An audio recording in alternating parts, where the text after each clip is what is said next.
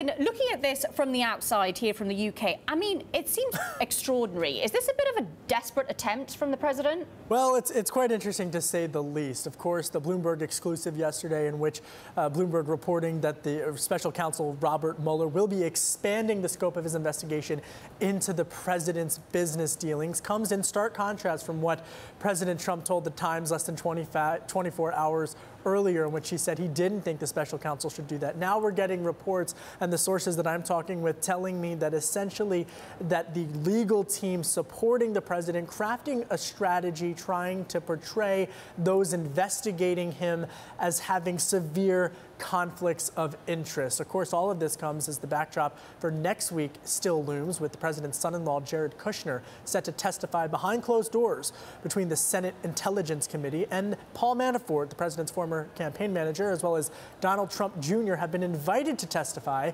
on Wednesday. Still no word yet on if they will. I can tell you, though, not just shakeups in the president's legal circle, also in the White House West Wing. I spoke with a senior administration official who last night told me on the way up to New York that potentially Anthony Scaramucci could be working in the White House press office. Stay tuned for more on that.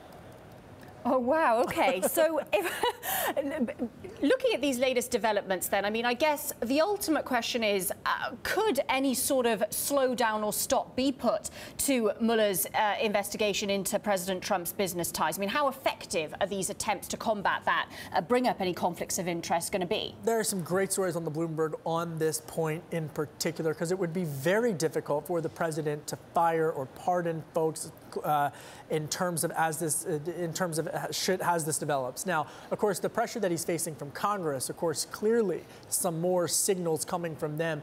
Republicans in particular, I have to be honest, when I'm chasing these lawmakers around in the halls of Congress, Republicans in particular, they are frustrated about how much attention is being put and focused on, not just in the media, but also on the president himself, tweeting about this, politicizing this. They want this to be put behind them so they can move on to tax reform, to move on to deregulatory financial policies. And in fact, next week, healthcare expected to fail despite the Senate Majority Leader's concern, amplifying of it.